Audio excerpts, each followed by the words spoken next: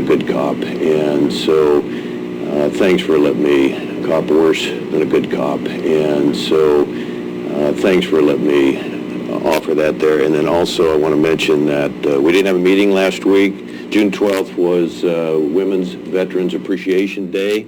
The first time I heard the term Sheroes was about 2 years ago, and we'll make sure that it's on the agenda for next year, June 12th, whatever that date is, close as we can get to that.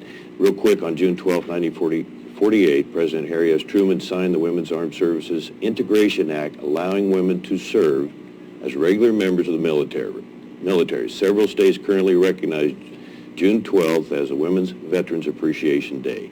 That's all I have on that. Thank you, Mr. Chair. All right, do we have any amendments to the agenda? I have some. On item 6D, new hire of an employee, the order had the wrong salary stated. It was quite a bit higher than what this morning. I'll pass the salary in the packet was much higher than what it is supposed to be. The job the job description puts it at a J1, which is about over $4 less than what's in the packet. So we did correct that. And then on E, final order for the road vacation, we did receive notice this morning of some minor amendments to that order. And I'm just going to read the correction real quick so you understand what you're voting on. It says in that order, now therefore the Board of Curry County Commissioners orders as follows. We're adding the words, the platted roads and alleys within the subject property described in Exhibit A are hereby vacated. So just some minor changes. Those were recommended by the assessor, and they're good changes. We had item 7G, the Roadmaster Signature Authority. He did want to indicate that there was another bid. He forgot to mention that it was higher than what was approved in the packet, but he can explain that further when he gets here. He just wanted to make sure we explain that. Then number 8, under 8A, we have a public hearing to consider adoption of county fees, and we're adding B, which is to actually act on the resolution that goes along with that public hearing. And that's all I have. Okay. Further amendments? Council? Thanks, Mr. Chair. On the executive session item, excuse me, would like to add 192-6602F, which is materials exempt from disclosure. That would be attorney-client information. And then H, litigation or litigation likely to be filed. So those could be added. I can speak on those at the exec session. Okay. Anything further? Motion, please. I move that we approve the agenda as amended. Second, Mr. Chair. Further discussion? Roll, please. Commissioner Gold. Aye. Vice Chair Boyce. Yes. Chair Pash. Aye. Motion carried unanimously. All right. Next, we have we have no public comments at this time. We have one for later. Presentations. 5A, 10-year service award. Sheriff Ward. Morning, Commissioner. Sheriff Ward, Curry County Sheriff's Office. Today we are here to recognize Donna Dotson for her 10 years of service as a parole and probation deputy, I should say. I don't like to say officer when there's Deputy Donna Dotson has been continually with the Curry County Sheriff's Office for over 10 years now. Prior to her break in employment, she had another 3 years with the Curry County Sheriff's Office, so it's been a little bit longer than 10 years. Donna basically is the face of our Sheriff's Office in the South County as parole and probation. She carries a very large caseload down there, and she holds her offenders accountable. Even holding them accountable, they all respect her because of her compassion, how she handles her position. Donna takes it upon herself to offer her own resources at times to help reduce recidivism.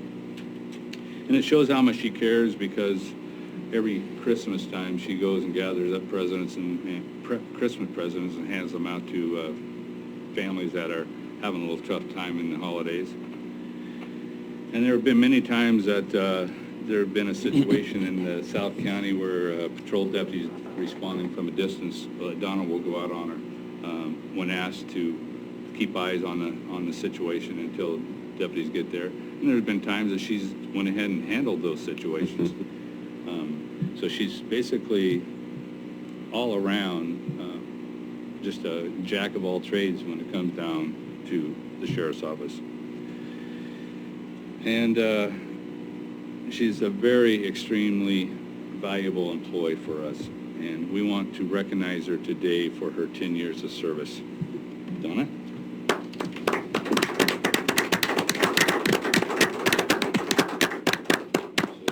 Speech?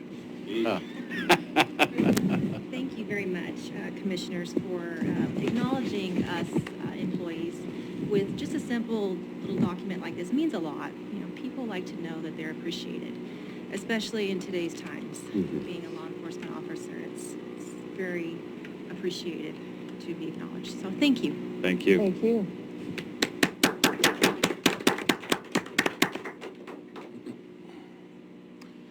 Before we go on, I want to read something into the record. It seems apropos at this time because there is a lot going on in our county. So I just want to read that with all the tension in media right now going on and all the protests and everything that we're having in the county, how valuable all of our lives are.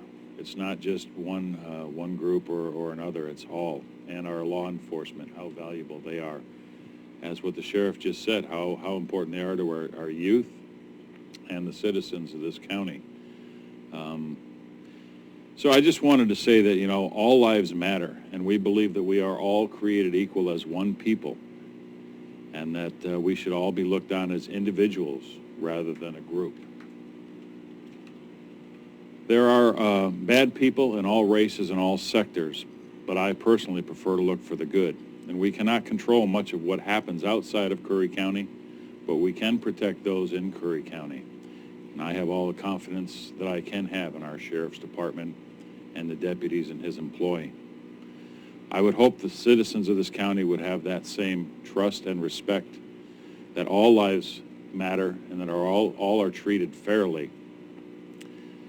There is no country in the world that offers our citizens more opportunities to succeed than here in America. And that has been evidenced by our great number of immigrants that have come to this country. We are proud to be a county where anyone can pursue a dream and enjoy that dream. In Curry County, we believe in free speech for all individuals, and it is not just meant for speech that we agree with. But we do believe the individuals have the right to peacefully protest as long as no harm comes to personal property or individuals. We are not responsible for actions. This board is not responsible for actions of those that preceded us, but rather we are responsible and accountable for our actions. We must support our law enforcement in this county. There are bad in every business that there is, and there are bad police in this nation as well. But I want you to just take a moment and put yourself in some of the moment or second decisions that they have to make in a second's notice and the consequences that they face of those actions. The rule of law is very important in a free society, and from the very beginning of our nation, our forefathers fought for these freedoms, and we need to continue with those freedoms and abide by our laws if we want to have a free nation. Because I read a book that says a people divided is a people that will fail. So I would hope we would all continue as a county and as a nation to grow and strengthen and lean on each other for what we've been provided. And I personally, sir, want to say thank you to your law enforcement, for the Sheriff's Department, all law enforcement, for what they do in this county. Next, we have county insurance presentation by Abel Insurance. Fiscal year 2021, property and liability, workman's comp coverage for the county. Ms. Hatzel from Abel Insurance. Good morning, ma'am. Good morning. Thank you, Chair. Thank you, Commissioners, for allowing me to be here. I'm Wendy Abel with Abel Insurance Agency. I will talk about the CIS coverage with property and liability coverage, and then Amy Temias from Abel Insurance will step up and talk to you about the workers' compensation. In your packet, board packet, I wanted to highlight 3 items for you there. One item that you had in your packet was, this is our third year that we've just completed on the retro plan on our liability coverage. So in your packet, you would have had a document that looked like this. Okay. In that document, what I wanted to focus on is what was in the box. There was a box down here that talked about the savings the county has had, pardon me. That's okay. I think this is 7B in your packets that we're talking about, just if you're following along. That's all right. I'm just trying to make everybody on the same page. Great. Go ahead. Sorry, Wendy. No problem. Thank you. So in that box, it talks about the liability alternate plan performance. So that is in comparison to 4 years ago when the county was on a standard plan. And we made that transition in 2017-18 to go to a retro plan. And with that, it takes a commitment. And I commend the county for sticking with that commitment. And it will show that over those 3 years, so the first year we did have a negative, the next two have been positive. So overall, over those 3 years, we have a $70,226 savings to the county versus if we had stayed on the retro plan.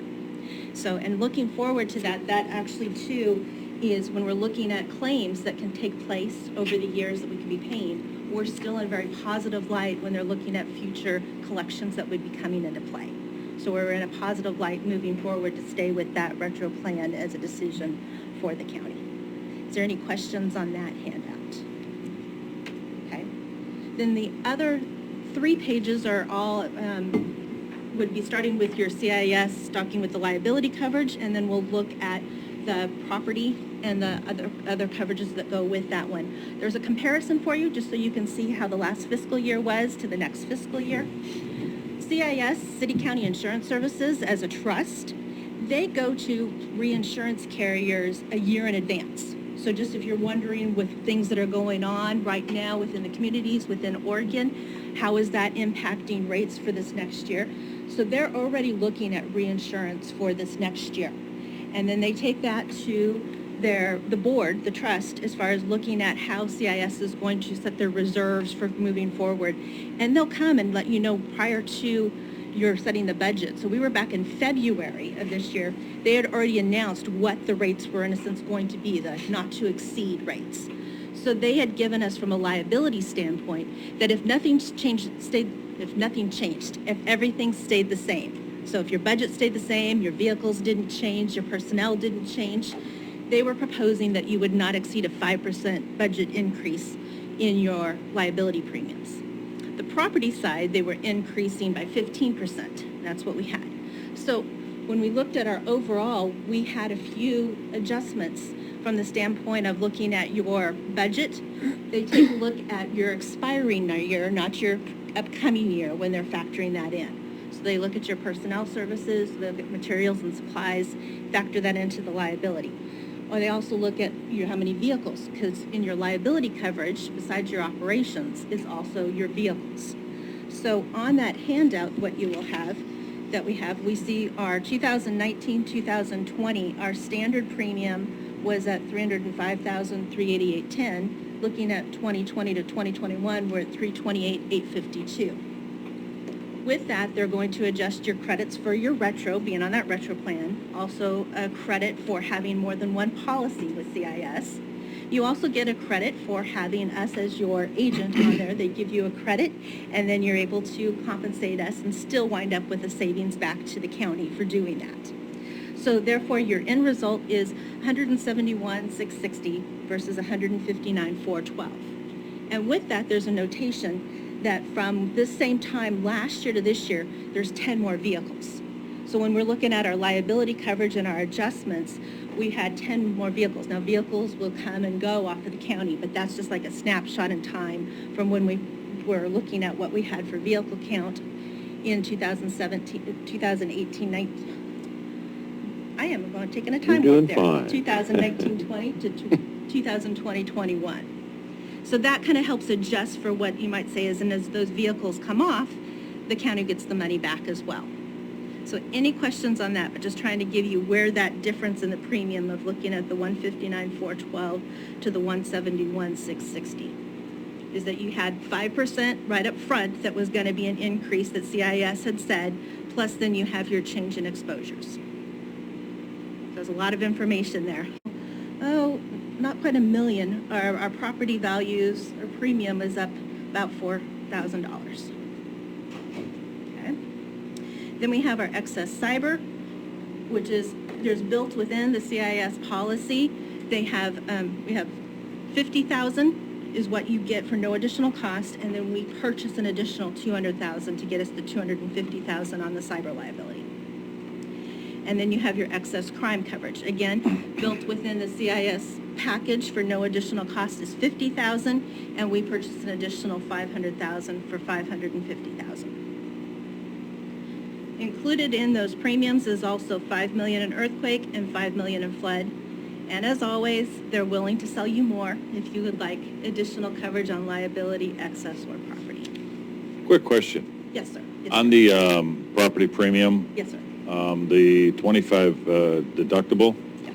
what's the premium? Have you given us differences on the premium changes if we were to lower the deductible on that? We have in the past, and we can definitely look at that again on Yeah, what that I'd like cost to would be. see what the deductible changes are. Can do. Thanks.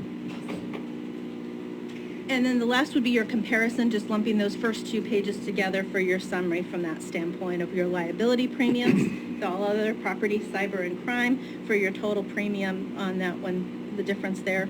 And then again, that includes your risk management allowance.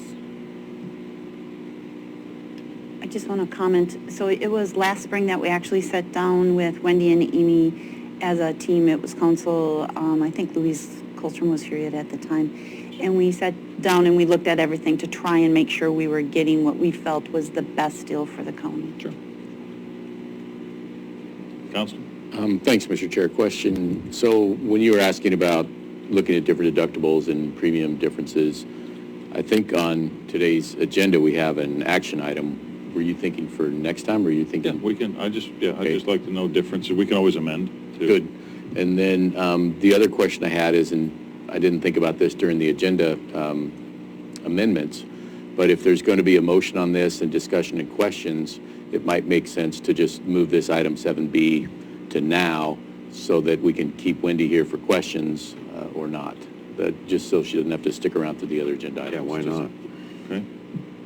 May I ask a clarification? Sure. Clarification on your change for deductibles. Are you looking for both higher and lower, or lower? I'd just like to see a little bit on both sides, actually, if you don't mind. We can do. Yeah. Hopefully, it's not a lot of work for Ms. Timius, because I know she's kind of busy.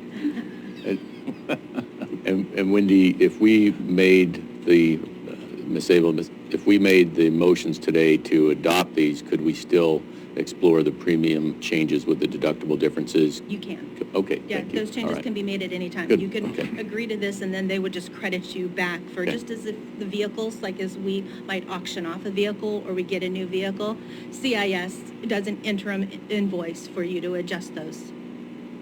Okay, thank you. Yes? Thank you, Mr. Was that okay with you if we combine the two agenda items? Not a problem for me. Okay. Yeah, the presentation and the action item, sure. Thank you. So at this point then, is there a motion to, Was your presentation complete?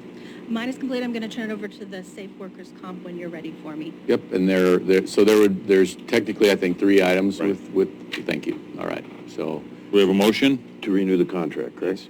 To renew the contract with Abel Insurance for 1 year, fiscal year 2020 to 2021. I'll second that. Further discussion? Roll, please. Commissioner Gold, Aye. Vice Chair Boyce, Aye. Chair Pash. All right. Motion carried unanimously. All right. and then did you want to do a motion on the property and liability quotes that we just saw? Yes. Mr. Chair, make a motion that we approve the order for property and liability insurance. I'll second that. Further discussion? Roll, please. Commissioner Gold, Aye. Vice Chair Boyce, Yes? Chair Pash. All right. Motion carried unanimously. Thanks, Council, for Sure, now we'll do work comp. expediting a little Yeah. bit. That was 7B, Matt. Morning, Ms. Timius. I'm Amy Timius, most of you guys know me. So I'm here to talk about the workers' comp for 2020 to 2021. You guys have the workers' comp proposal, which has, all the class codes and the payroll that's associated with all the class codes, but I just kind of wanted to go over the highlights of some changes. The premium is going to be increasing from the $64,780.69 that it was last year to $75,844.04. That's with all the credits and adjustments. The reason for that increase is a couple things. The payroll increased from $66,131,93 to $6,512,390. The experience modification, which has to do with claims, that increased from 0.71 to 0.79. There were a couple class codes that had some rate per 100 differences as far as increases. So as class code 5506 actually had a decrease from a rate of 4.09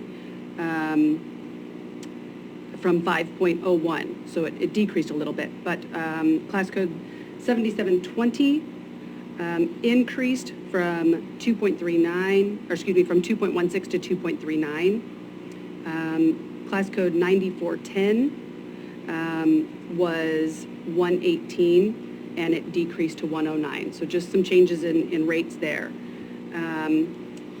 That all of those come to, how the rate went from the 64,780.69 to the 75,844.04.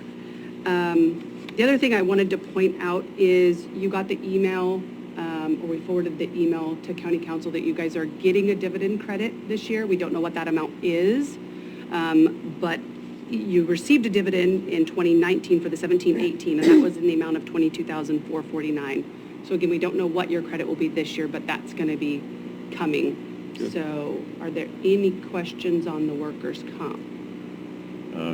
Commissioner Boyce? Thank you again, Mr. Chair. Just experience rating, if you could give us a little more background, I think we've done pretty well on that, correct? It Overall. is. It's good. I mean, it's still a good rate. It did increase. I can't go into detail as far as claims. Sure. But I can tell you that it's taking into consideration claims from 2016-17, 17-18, and 18-19. So you can ask County Council if you want to go into detail on what that included. But overall, it's still a really good experience modification. Overall safety's there. Thank Yeah. you very much. All right. Do we want to make a motion to do this as well? I move that we approve the order for workman's compensation insurance through Abel. Second? Second, Mr. Chair. Further discussion? Roll, please. Commissioner Gold, Aye. Vice Chair Boyce, Aye. Chair Pash. Aye. Motion carried unanimously. Thank you. Thank you. Thanks. Thank How much do goodness. those Thank you account? both. Now we are in trouble. Thank you. All right, so now we are going to have a presentation from Mr. Darren from ODOT. And he brought somebody with him. Oh, good. Hold on. JJ, are you going to do the honors there? Or? Eric? Bring Mr. Hunter up, yeah. There you go, yeah.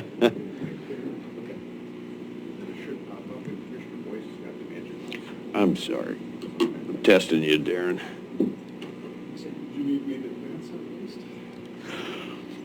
You guys are looking like you know what you're doing. Quite a team. At least you're getting Hiskanaga area almost done. Well, Close. Except for the driver of Trying to click the that file where it says open grinder folder I to saw view the other files. day. I like to work on up by I the got to go pigeon. straight through yesterday without any flagman there. They're fixing Gotta Pigeon blame Point them up for too, something. pretty good. Oh, that's up north, isn't it? Yeah. Find something. It was pretty rough the last time I went through. Guys, something about seeing you on your knees does my heart good. Yeah, it does. Probably Darren's too, so that's fine. Chris? Okay. So Darren Neval, District Manager for ODOT, and Chris Hunter. Yeah, I'm the area manager with ODOT.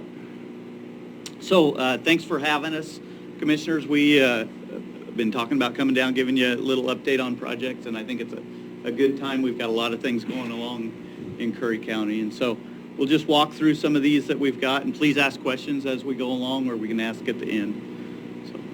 So first, we just want to talk about some slide areas that we're doing some repairs.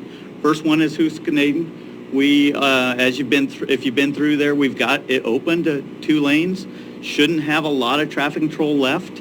I just heard, so permanent striping is going to be in July, and that will then open it up to the full 3 lanes. They wanted to keep it down to 2 lanes right now as we got lots of trucks coming in and out and stuff. So by July, we should be open to 3 lanes. There'll still be some work up on the hill, so we still got lots of drainage to work on up there, and that'll be going on through August, and then we should be done with that. So hopefully for a while. Yeah. So just an earlier picture, we've moved beyond that. Arizona slide, if you've been through there, we're doing what we call a soil nail project, and that is wrapping up this week, so that they're getting ready to mow out of there. After that, Tidewater will come in and install guardrail and pave that. We're going to stall a little bit. We're going to come in this Friday and pave it. It's pretty rough right now. Just pave it with a patch, but then Tidewater will come in and do a nice big full grind and inlay patch, and so we're hoping that'll hold that. This is one of the biggest kind of projects we did with this soil nail in this area that we've done, and so we're excited to kind of see how this works. It's technology that we've done about a half a dozen probably, and so we're learning how these work. And then if you've been up and down, Tidewater's done a bunch of paving for us, done a great job with paving, just typical slides that we have, and so they've got a few more things to do, but they're wrapping that project up.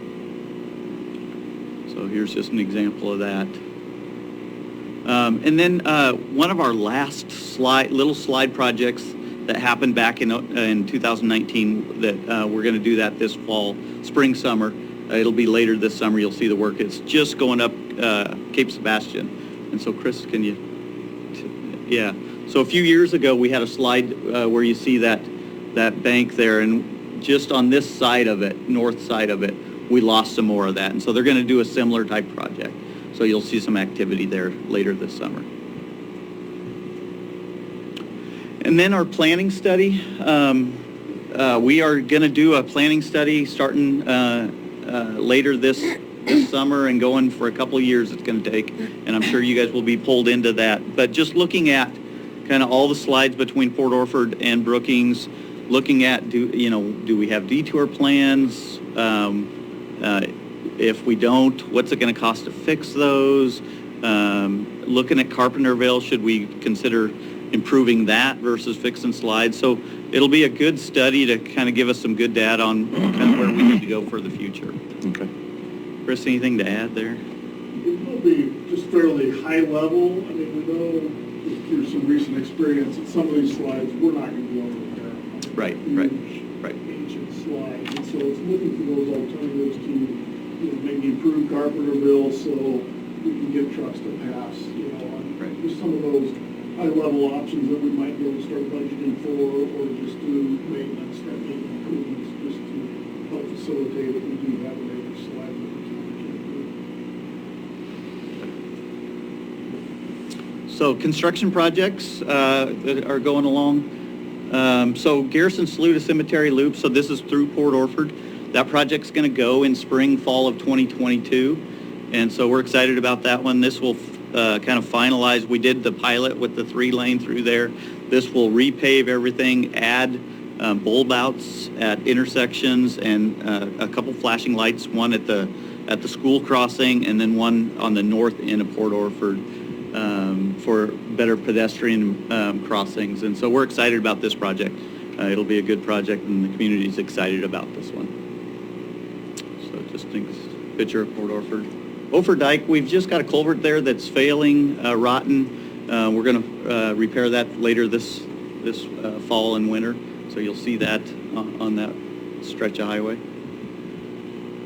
Rogue River Bridges. So right here, you're seeing a lot of activity out there off and on. Next week, if you've read the message boards out there, we're going to be doing 24-hour flagging. They're going to redo the deck. So the deck will be done. And they're on track to finish. I'm not hearing any concerns, are you, Chris? So Yes, Redo the deck. What exactly does that mean? I'll let Chris explain that. Yeah, we're doing a structural overlay over the deck. You can see right now they're adding some bars and stuff to Titanium. the strength of the deck. And so in essence, we're going to come back over, cover all that up, to surface what that is. And so next week, we'll have a single lane flag control for you, so we can basically have. Thanks, Chris.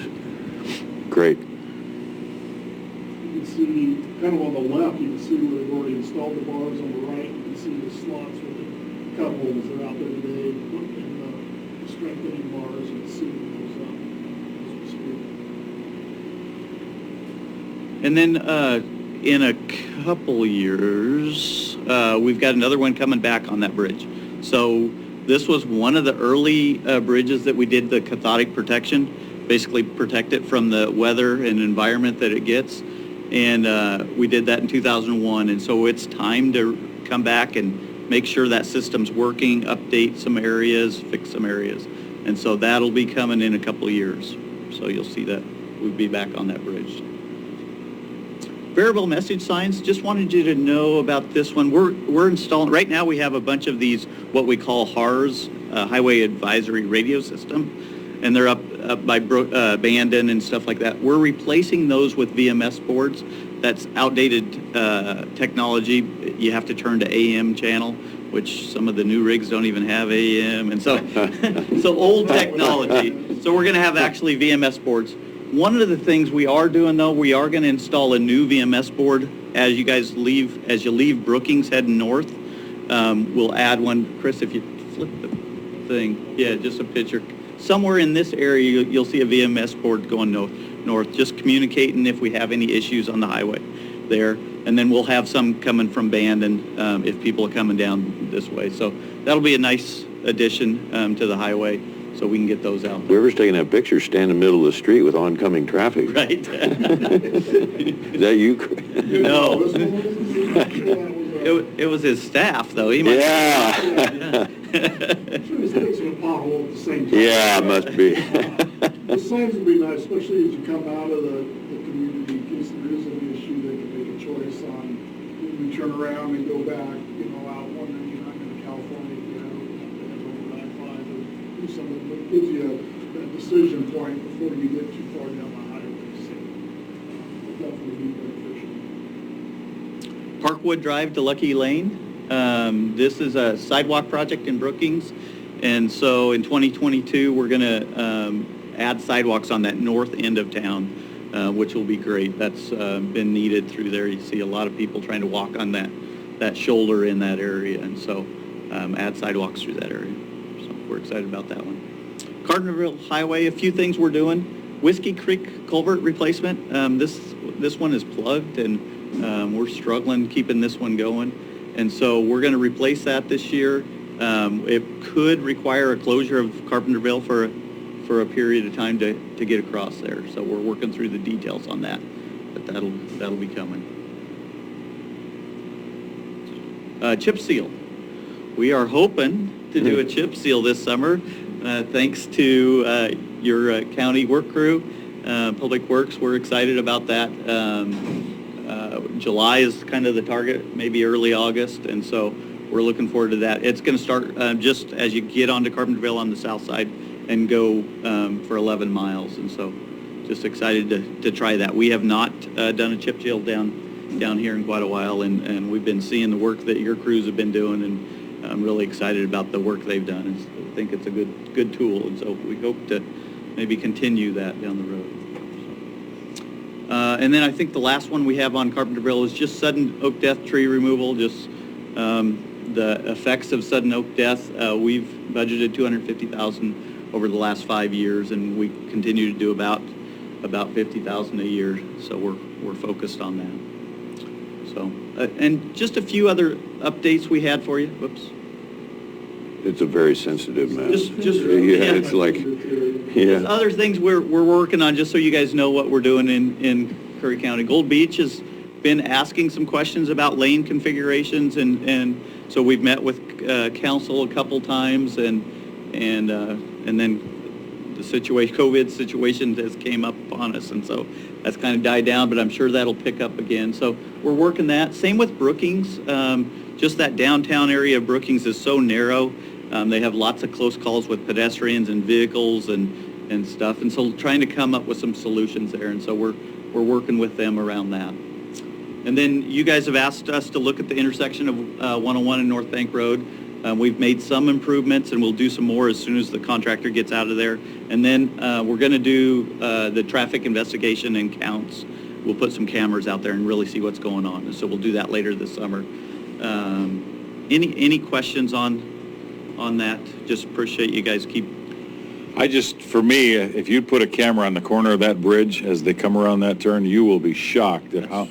I want to say 7 out of 10 cars will break the double yellow line and be in the other lane, and trucks and RVs for sure. Yeah, yeah. I mean, it's kind of nuts. So once we do that, we'll come up with if there's some other alternatives to do there, and you guys have raised some other good suggestions. Yeah, so it's we'll kind of look at scary to get across there, and especially this time of year. If you just sit in that parking lot on the corner, it's kind of scary. Yeah. If you're walking, you can't get across the road, basically. Darren, can I ask a question real quick about that US 101 and North Bank Road River intersection? that. Yes. Not related to the transportation aspect, but I know Gold Beach Main Street a while ago had wanted to do some improvements in that area, and they were able to do some on one side of the highway, but the other side they really couldn't, because what I understand, if I remember correctly, was under the mound across from the store. Right. Under that mound is all blacktop, so it's not like they can dig down, if I remember right. No. They're having difficulty getting stuff to grow there. When you're looking at that intersection, can you perhaps look at ways that we can improve that aesthetically? Yeah. It grows up with weeds, it blocks vision triangle. We've seen people congregating there, and I know Main Street has wanted to clean that up, and any help you can give us on that would be appreciated. Okay. Yeah. Yeah, we'll take a look. Maybe there's a partnership there we can do to Definitely. provide some opportunity. Thank you. Commissioner Boyce? Thank you, Mr. Chair. Couple things. Rogue River Bridge, near and dear to my heart, practically grew up on that bridge. And so you mentioned the cathodic protection. Could you give us just a little more information on that? Honestly, I've not heard that term before, and I'm not on the SWAC, Southwestern Area Transportation Board anymore. And so that was interesting. And it looked like a pretty expensive project. It is, and like the slide said, back in 2001, in fact, I think that was one of my original projects when I came to the state, was worked on the original cathodic protection. We also did some foundation repairs out in the middle of the river, which was interesting, often comes going down. But basically what it does is we add the sacrificial anode bars to the bridge, as well as a zinc coating to the entire bridge. And it allows, basically, as the weather, chemicals, or other things, instead of trying to get in and attack the rebar, it attacks this coating and those that we install. And so, over time, because of that corrosion, that all goes away. It has to be, in essence, we have to clean the entire bridge, we check for spalling, we do concrete repairs, sometimes we do some rebar repairs, but then we, in essence, recoat the entire bridge with this zinc coating. That's why it's real expensive, because we're basically coating the entire bridge. Cool. Worked real well, it's lasted for, So it has a fairly good lifespan. yes, Yeah. I mean, currently, we do have some structural issues, which is why we're doing some of the repairs we are right now. But overall, the idea is to obviously, continue its lifespan, because to replace it is really expensive. It's a nice bridge. Great job.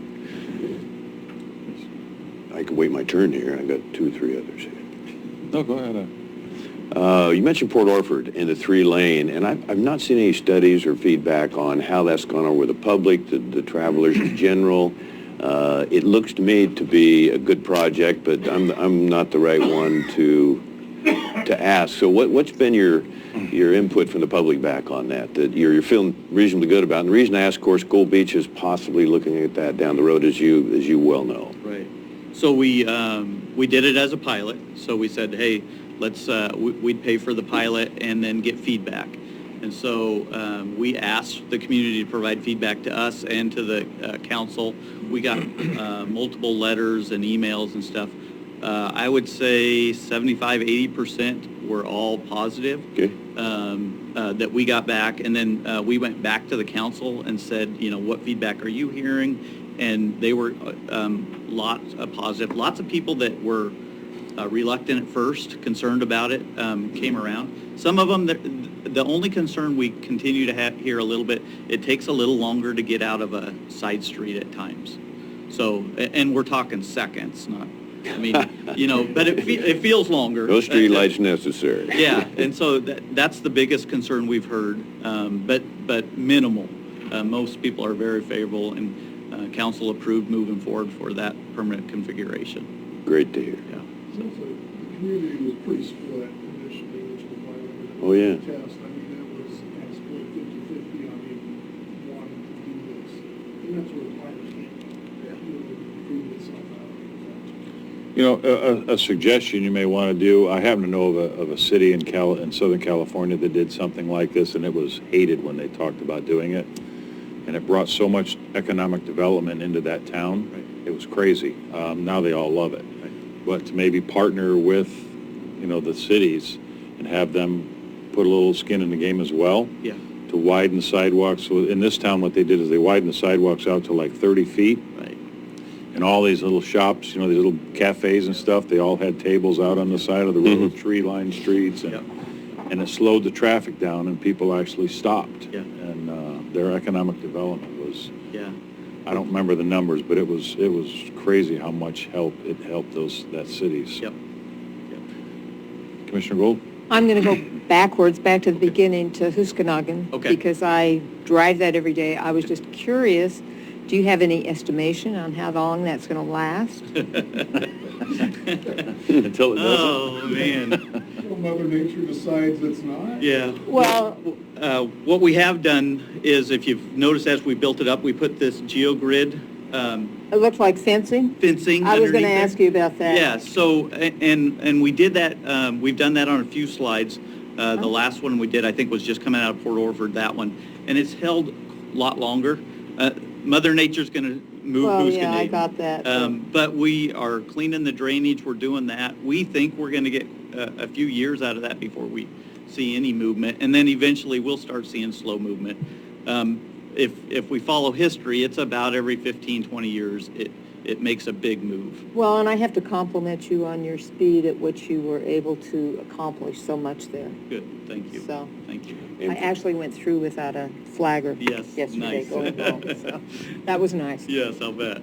Commissioner Boyce? Yeah, just the cost of that compared to what it could have been, what we initially had to kind of predict, I think that was just amazing, and I'm very optimistic that it's going to hold a long time, so we can get on, as you've stated, some of the other slides, and I also want to mention ask on the sudden oak death. That's taken a back seat, and it's still one of the biggest issues we're facing in this county, and so to see you budget even the $200,000 on the Carpenterville area, which is one of our, if not number one, it's number two or in the top two of the hot spots. And so thanks for getting your crew on that. And yeah, I think we're going to have to keep pursuing that with everything we got, and your help is huge. Yeah, thanks. And the only other thing I had was the big long-term projects for harbor area. I know that, I'm assuming that some of those projects have had to be just delayed a little bit with what you've had to deal with from the natural part of what Curry County's been hit with. So we're watching that, but it seems to be okay. We still have accidents down there, as you know, and yet there's not unlimited funds on everything. So thank you very much. Last couple things I had was just ADA ramps. We had a lawsuit against us. We had a settlement that says in the next 15 years, we're probably 3 years into this, so next 12, 13 years, we've got to get all our ADA ramps up to standard across the state. And so that's a big challenge, and Chris is right in the middle of doing that. And so just wanted to give you a heads up. You're going to start seeing over the next 5 years probably some ramp projects coming through all the communities through here. So those pretty much in the cities? Yes. Restricted to the cities? Yes, Harbor would have it, so, yeah. Maybe by the bridge, the north, the one we were talking about, North Bank? Yep, Yeah, yep, that area. yep, all those. Bridge ends, we have ramps, anywhere where there's usually sidewalk or some facility, there's a requirement for ramps. Okay. And then last one, just wanted to share COVID, a couple things. One is, we were able to keep our crews working, trying to meet the requirements that are out there, but we've been able to do pretty good there. A third of our region, so our tech centers and stuff like that, they did go home and work from home.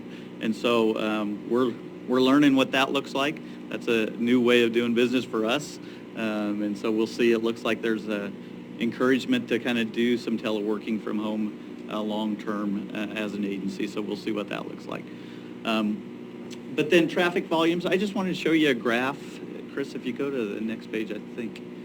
So sorry for all the lines, but just we took 4 areas. So we have automatic traffic counters that are out there constantly. So O'Brien we did, Port Orford, Winchuck, and then Bandon, just to show a couple from the outside as they come into Curry County, and then a few in. And what this is showing is back in 2019, the 100% was where it was in 2019. So they were 100% of 2019. Actually, the Port Orford one actually had more traffic than 2019, just when back in March. And then you can see the dip. We were down, we lost, 20%, 30% of the traffic volume. And you can see it starting to creep up there. We're getting close to that, back to that 100% of 2019. So just wanted to share that. Those big spikes going down is when the machine was broke or something happened that day. So don't ignore those. But the rest kind of gives you a trend of kind of what's happening with traffic volumes. Okay. Darren, where's this available online? We have to kind of create that a little bit, and so I can send you that information. Yes, because that would help us with grant applications to show the Okay. loss in traffic, the reduction in traffic, of course, impacts economic development. Okay. So we can show the loss of potentially make a tie to the loss of revenue. I'll just send you the email I got that shows each one of those broke out separately. Thank you. Yeah. Okay. Commissioner Boyce? I promise this is my last one, but hey, you mentioned Curry County Road Department and the efforts, the efficiency, the effectiveness, the long-term, just saving money for the taxpayers, and just those intergovernmental agreements have just been a true breath of fresh air. And I think Curry County, I want to say that Curry County leads the way there. That's probably not accurate, but I think it's a good, we're just really proud of that kind of cooperation. And last thing, may I ask how long you've each been with Oregon Department of Transportation? Sure. Before you do that, I echo the agreements. We appreciate Richard and his staff and cooperation we get there. It is a good model that we don't see across the state. And so Thank you. Really appreciate that. For me, it's been 29 years Wow. with the state. So. Yeah, I've been with ODOT for just a little over 20 years, so. Hey, Chris, next time You've got 10 on me. we promise to have you a chair there, okay? No, this is just fine. I know you guys. Everybody likes to see state agencies on their knees. I know you guys are really busy, and we appreciate you taking the time to get down here. Thanks. Thanks, Director Schmelzer, for organizing this. Yeah. Thank you. All right, guys, be safe. Bye now. He doesn't even look like he's got 30 years in there, no way. Are you going back to Roseburg now? No, I'm going to head down and see the slides. Okay. Yeah. Don't stand in the middle of the highway for photo. It is. Kodak, don't stand in the middle of the highway for Kodak moment, huh? I agree. Thank you. All right, moving on to 6, our consent agenda. A, business minutes for the business meeting, May 27th, 2020. B, minutes for the business meeting, June 3rd, 2020. C, to adopt a position description for a new position, aquatic safety officer. D, as amended, new hire order of an employee, Mr. Martinez, which for the record and the public is grant funded. E, final order, road vacation of county lands for land swap with the State of Oregon, Department of Oregon Parks and Recreation. F, Plan Commission appoint North County. G, Safety Committee appointment, H, intergovernmental agreement service, contract number DOR-132-20. I, transfer of an employee. And J, adopt a position description for a new position, Youth Litter Patrol, Juvenile Department. Mr. Chair, Yes. thanks for reading all those. Are you ready for a motion? Yes, sir. I'd like to move that the board approve the consent agenda as you just outlined. I'll second that.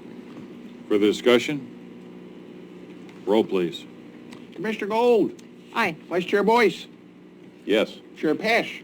Aye. Motion carried unanimously. All right, we are up against the hour, so we are going to take a 10-minute break. We will resume at 10:10.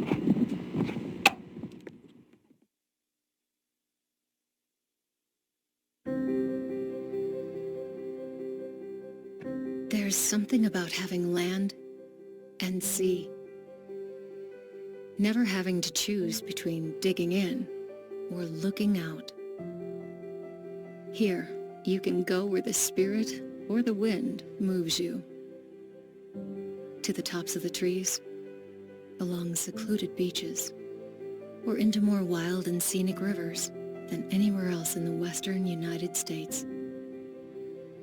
We're the closest place. All right, we are back in session. It is 10:10 on June 17th, 2020.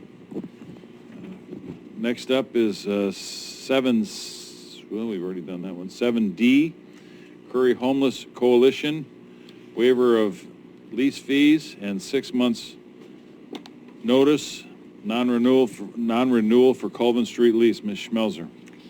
Yes, so it was a while ago, about a year and a half ago, that the board decided to lease the Colvin building to the Curry Homeless Coalition to help them get started.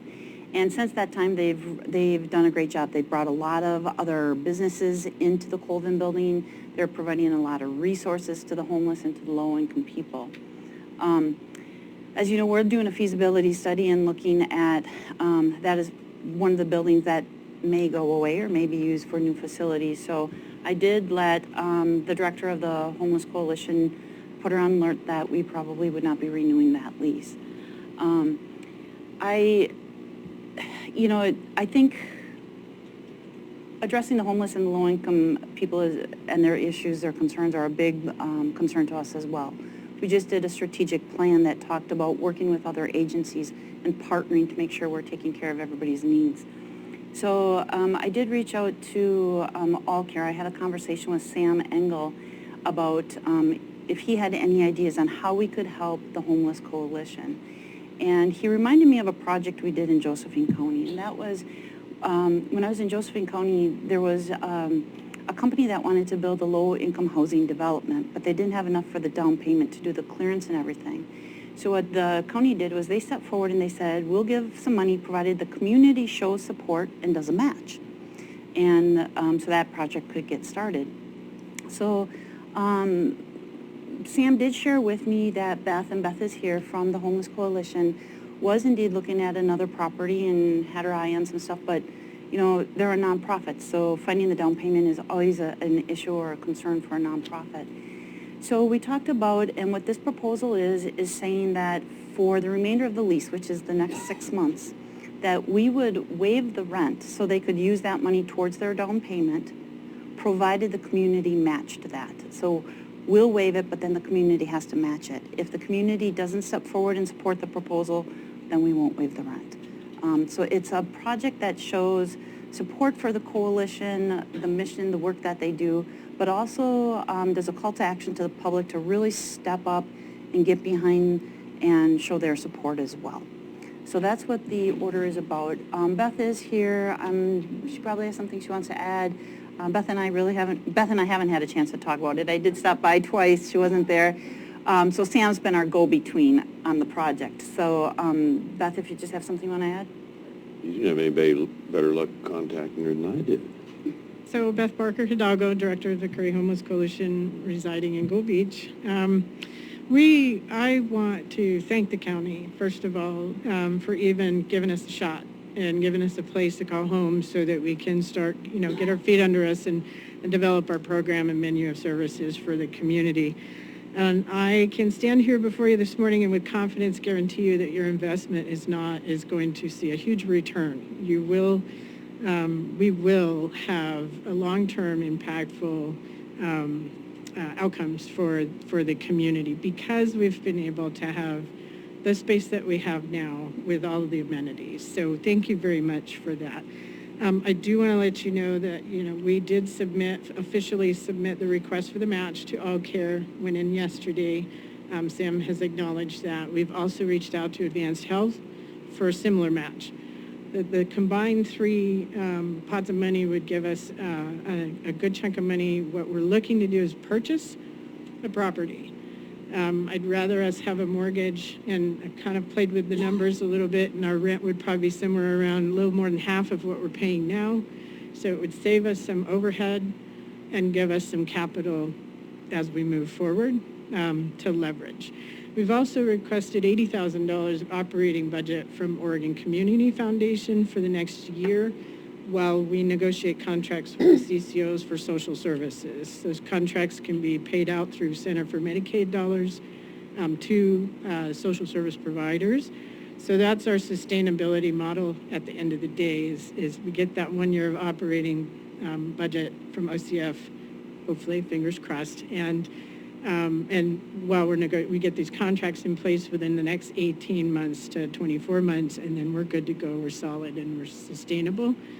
And if we're able to purchase something around a 4 or 5 bedroom home, is what we're looking at, we can move all the operations that we're doing across the street there and offer a residence for a house manager, free rent, a stipend, and then at least 3 other folks, get them off the street. An example of how we might use those spaces, May 29th, a female client of ours who'd been living in her car for years, moved into a subsidized unit. That was a 17-month wait period for her to get in.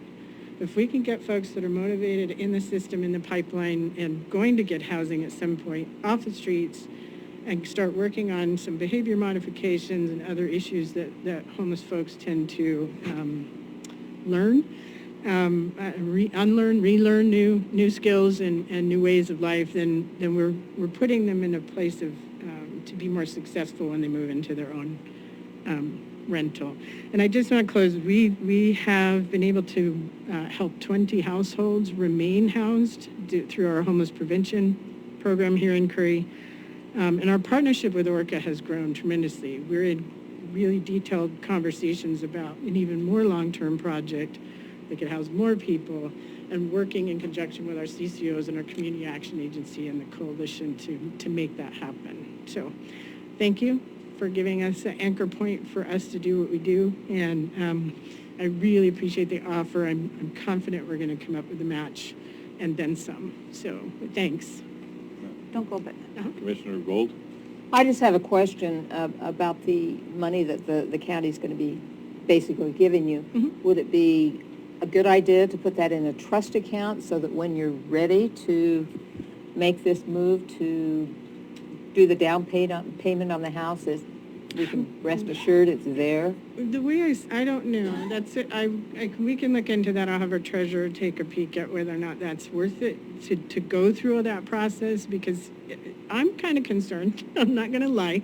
This is a short window of time for us. Not only do we need to find the right place, an affordable place, but we're going to have to probably go through Planning Commission for conditional use permits. We're going to need to go to the community and ask them to accept us in their neighborhoods. And so it's going to be strategic. Over the next 6 months, there's going to be a lot of work involved in this. And we can separate those funds in our QuickBook accounts and set it aside and then add the matches as they come in and. Yeah, I just want to rest assured that everything's ready to roll when you find that property. Absolutely, so do I. So it's just going to be a lot of work. Were there any other questions, comments? Mr. Boyce? No, just, I was pushing a little bit for an extra 6 months, and I did not think of the idea that Director Smelzer came up with that, offered that 6 months of rent. And I'm just really encouraged, and I think that was quite creative, and I think long-term is going to be very good. Yes, Thank you. I agree. Thank you, Julie. I just had one more thing, Beth, it's not on the agenda, so I really can't go into detail on it, but Beth and I have been talking about the MAC funding. So for the Medicare claims, for the way the state works it is whenever you sign somebody up for OHP, Oregon Health, yeah, then you are eligible to get funding for the number of people you sign up. And currently, in the county system right now, we don't sign people up. We really can't. The departments that do work with potential OHP clients receive federal funding, and if you receive federal funding, you can't sign them up. So I did reach out to Beth, and I said, Beth, how many people are you signing up for OHP? Would it make sense to you to do this? Because it is money for the Homeless Coalition if they do this. The deadline is coming up really quick. It's June 30th, so we have to act on it next week if we're going to do it. There's a lot to explore on that.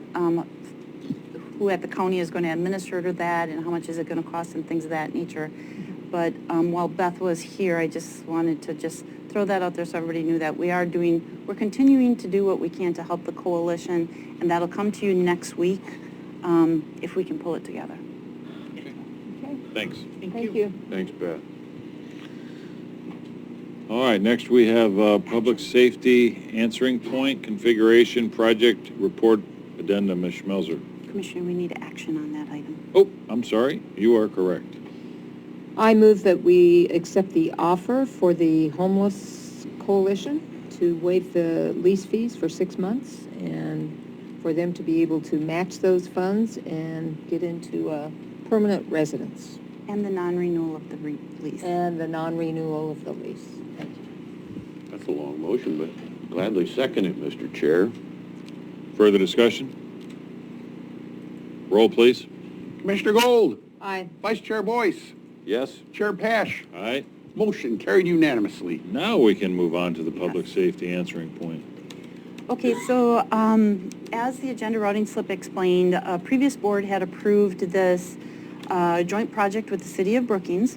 Portland State University came down, they looked at it to see, should there be a combined 911 center, where should it be, things of that nature.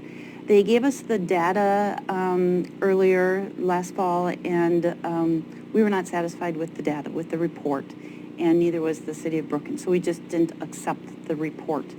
They did come back and did the corrections the best they could, so this is an addendum to the public safety report. I just wanted to bring it to your attention so you're aware of it. Since we did not accept the original report, my recommendation is we take no action on the addendum either. The Sheriff's Office does not support taking action on it, and I've talked with Janelle from the City of Brookings, and they're not going to take action on it either. Okay, I recall at the time that we spent $18,000 towards this report, and we were going to ask for the money back because they used the wrong data, et cetera. Were we successful in doing that? So what they did was they actually charged us $1,400 for the addendum. Would you say that again, please? They actually charged us $1,400 for the addendum. We did not ask for the money back. Did the city ever pay them? Because they were supposed to pay, we were supposed to match it. Yeah, we're matching it. It was $18,000 each is basically what we're paying for it. So did the city pay their share is my question. I would have to ask if they finally paid this other, they did pay the other portion. I'm not sure if they paid the $1,400. But we're in it together. We're both paying the same. I just wanted to have the make sure we report. weren't the ones holding the total bag on this. No, we're not holding the bag on it. I will say this, even though we're not taking action on the report or the addendum, it is good information. There's some good information in there. It's stuff that we weren't aware of. It can help guide future decisions or discussions. It's not for waste, but it is a project that this board inherited. I don't know if this board would have spent it, but it doesn't matter. As far as that, it's in the past. The thing is, the report is done. We didn't accept it, and this is just informational, so you realize that there was more work done to try and correct the deficiencies.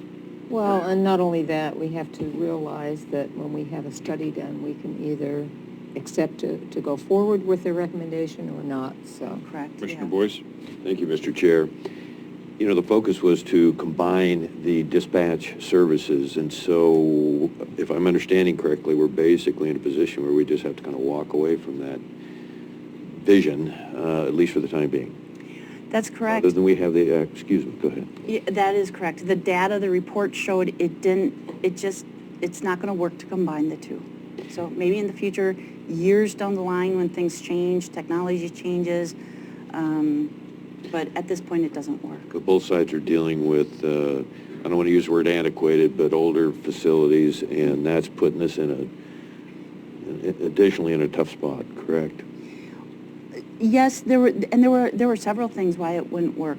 Just based on staffing and boundaries and the types of calls. I mean, there was a lot involved to it. So I think it was really worth it. It was a good effort to search. We didn't know unless we researched it, right? So we did the research and we found it just isn't going to work for us. Sad day. But I understand, thank you. Have a motion? So moved, Mr. Chair. So the motion would be to not accept the addendum. I'll second that. Further Yes. discussion? Roll, please. Mr. Gold, Aye. Vice Chair Boyce, Yes. Chair Pash. All right. Motion carried unanimously. All right, next we're moving on to F, Dooley Creek Road Adjustment. Ms. Crockett, good morning.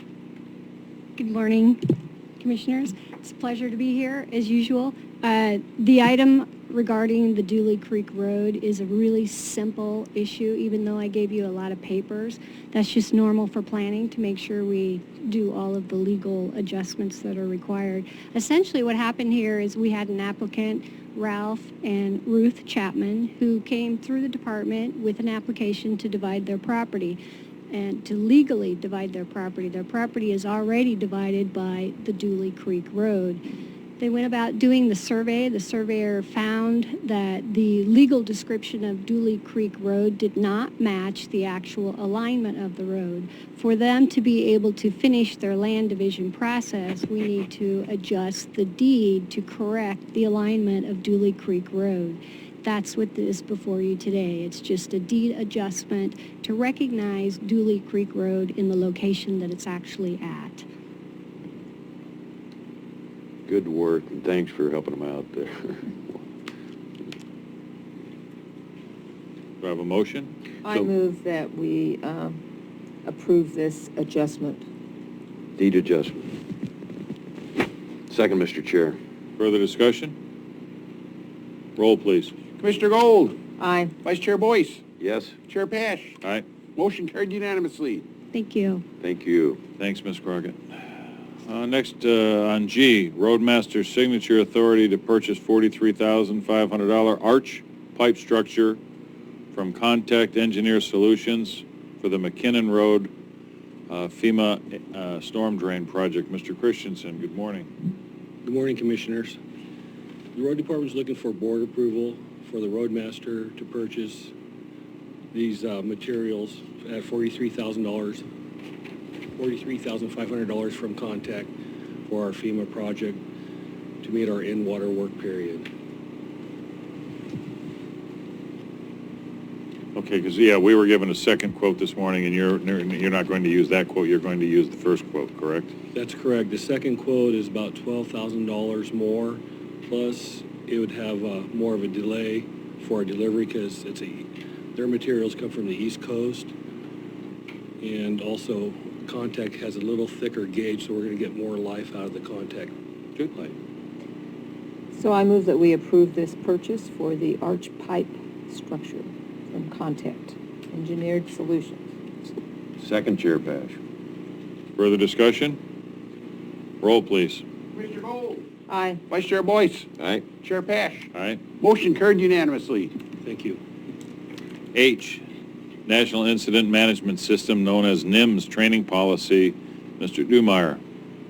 Good morning. Good morning, Jeremy sir. Dumeyer, Creek County Emergency Manager. So before you is a draft of the policy requiring training of the National Incident Management Systems for all employees in the county. This policy has been worked on by two of my predecessors, and to date now including myself.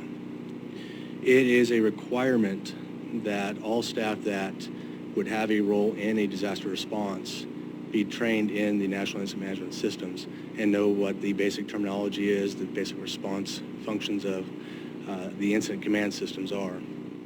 So in looking over the previous policies that were attempted and in combining that with what the state of Oregon requires, what is required to be satisfactory on my grant process, I have revised the policy to what you see today, which requires that all employees take the basic course, the Incident Management IS 700 and the IS 100 for understanding level, and that department heads also take basic ICS, which is IS 200, and then the National Response Plan IS 800, as well as the ICS course, Incident Command Systems 300.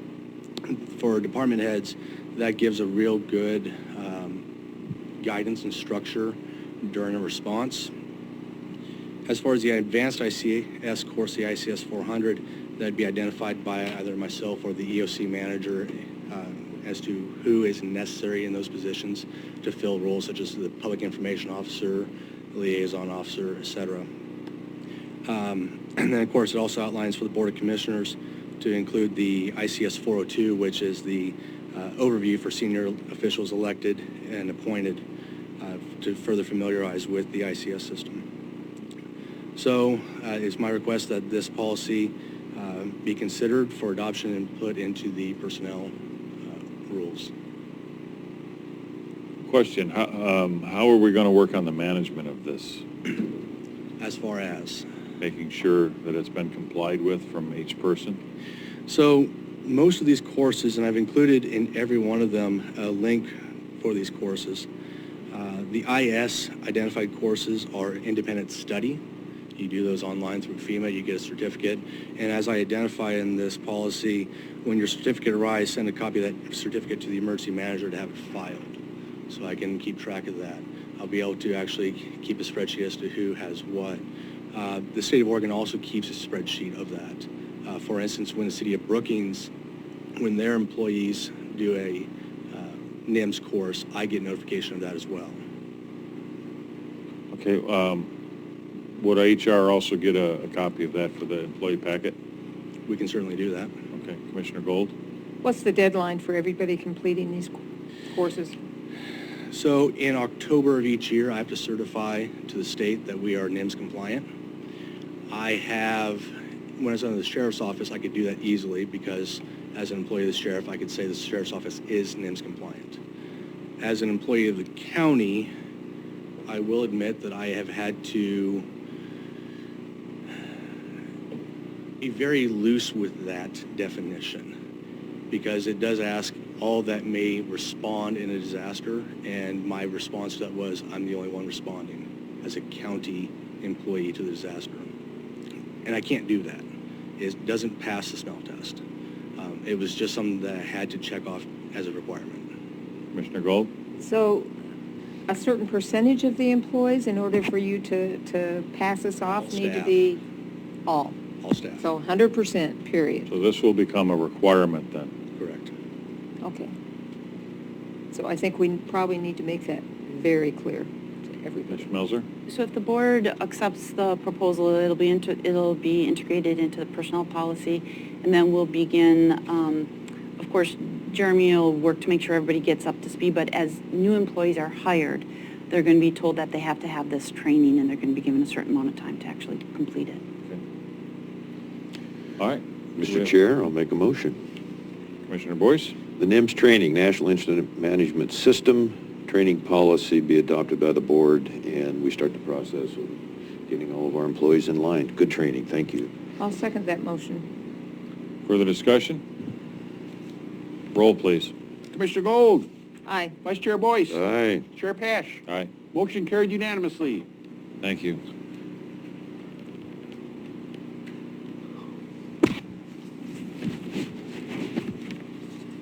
Next, we have the intergovernmental agreement between Curry County Parks and Oregon State Parks.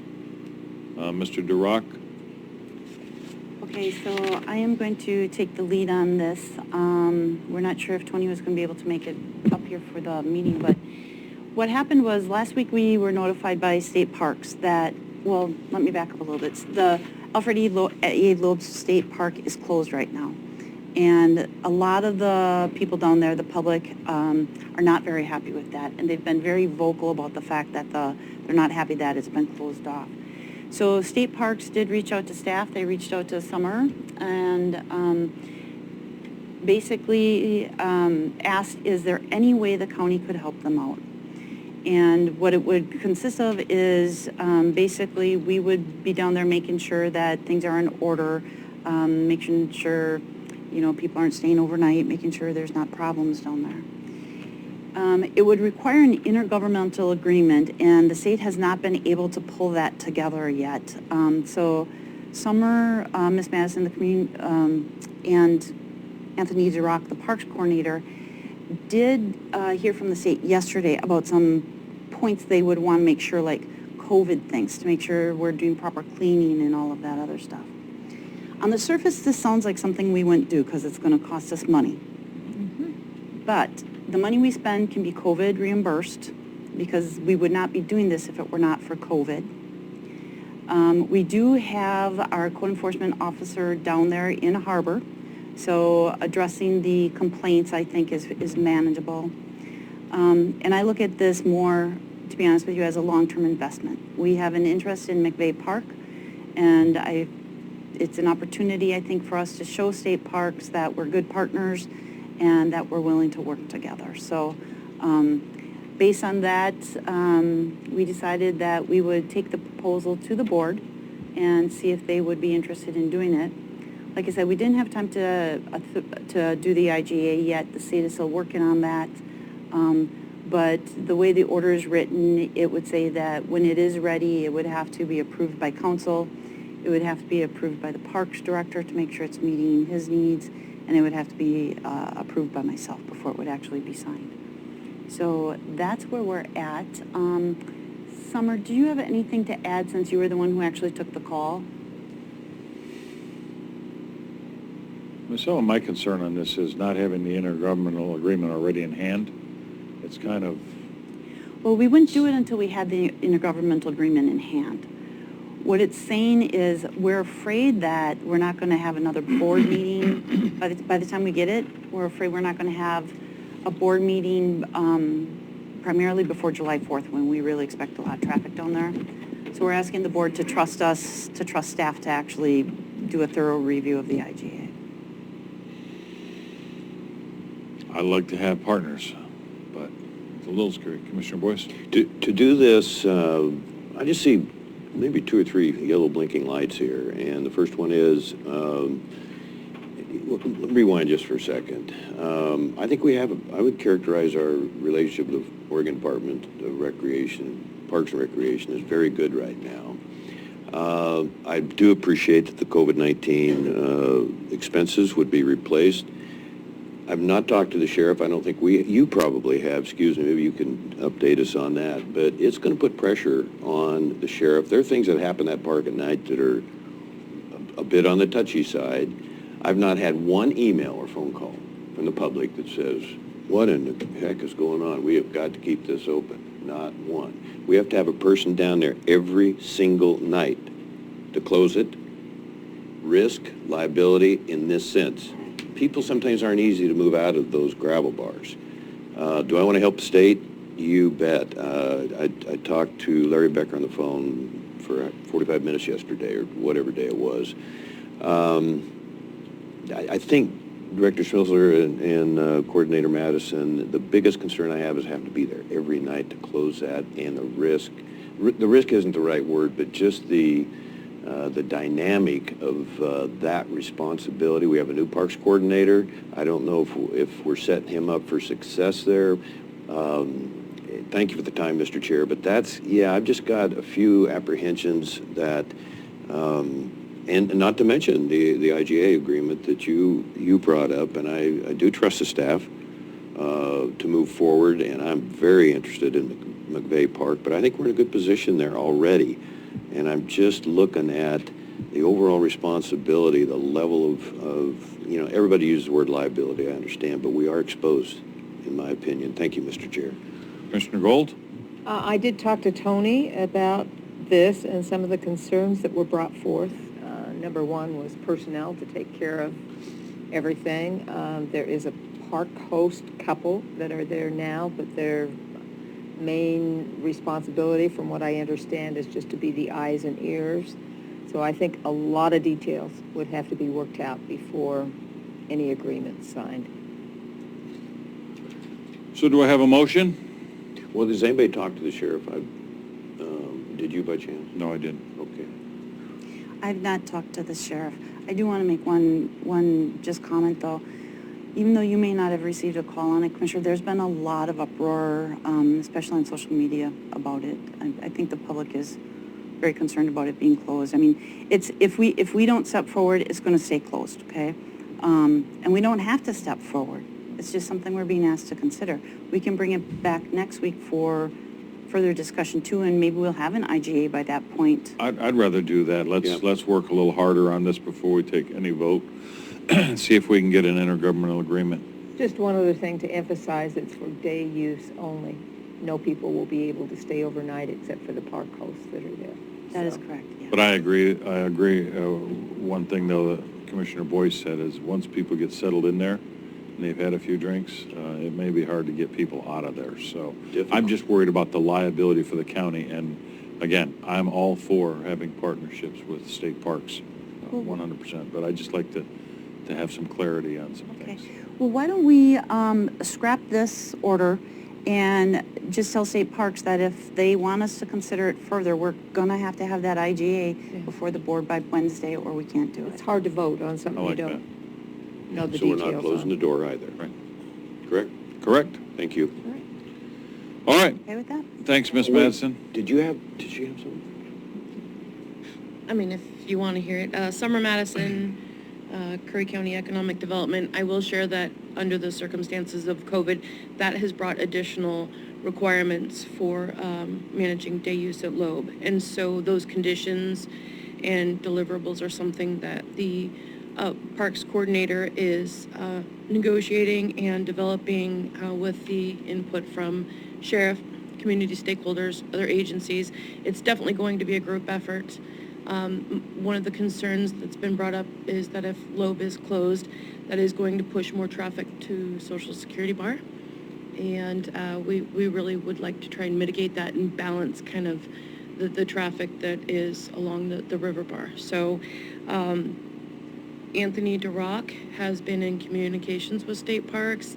They understand we've made no commitment, but we are working to disseminate what really we can deliver on, what we can't, and what partners will need to be included in that conversation before any kind of commitment is made. But I can tell you the South County residents are extremely anxious to get out with their kids and enjoy some sunshine on the river bar. And I can't tell you how much they've reiterated their gratitude in the commission at least considering this option.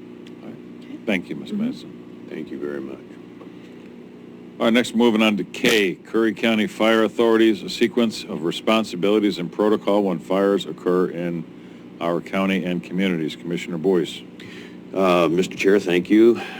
What I have here is a statement from Goose Forest Protective Association, Gold Beach Unit Forester Derwin Boggs, just to make sure that the county and the citizens know, after statements that were made on the 3rd, on the sheriff's responsibility, etc.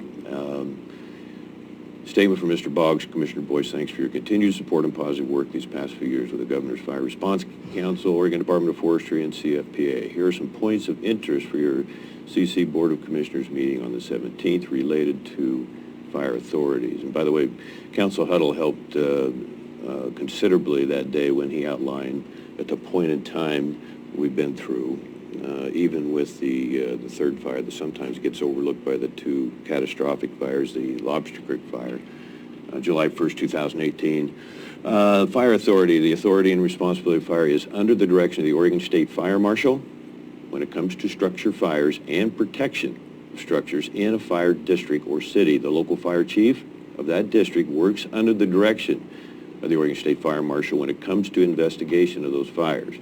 And it lists the ORS here, 476. The local fire chief of the district or city they control as a fire authority that is in charge of any fire under ORS 478. Under Chapter 476, the local sheriff has authority and jurisdiction for structure fires that are only out of a fire district.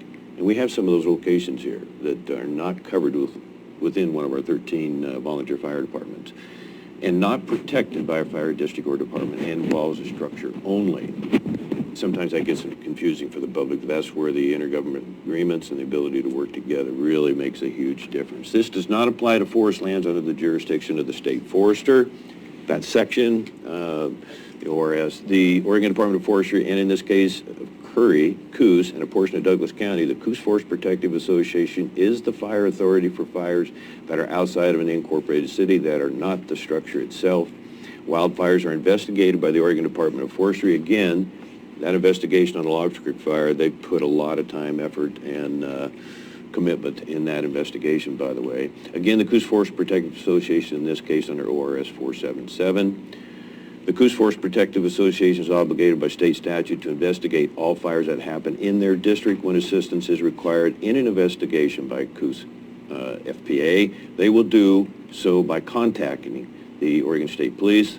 The United States Forest Service is responsible for their lands and is assisted by local agencies when needed, which comes back to Council Huddle's clarification last meeting, in my opinion. I hope this information is helpful in clearing up any questions that pertain to response to fires or who is responsible for what. All these agencies work together and work well together. Side note here, that's the teleconference we had on the 4th of June that had 6 speakers, and those were Gobi's Fire Chief Tyson Krieger, Glenn Casamasa Regional Chief Forester, Oregon and Washington, 17 National Forests, Siskiyou Supervisor Merv George, Mike Robinson, who we've got to know very well over the years and is just a fierce firefighter, another one of my heroes.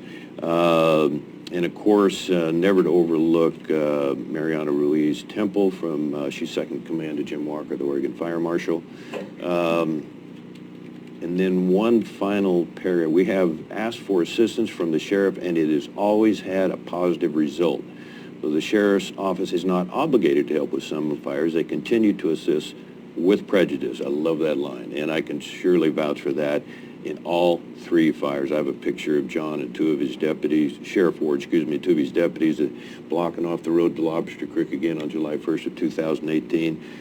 It's a picture means a lot to me, as they were there and quite engaged. We continue to have a great relationship with local agencies and continue to build those relationships and work together to have another safe fire season. That's all I have, Mr. Chair. Questions or discussion? Well, I just want to make a comment as well. After that meeting, Mr.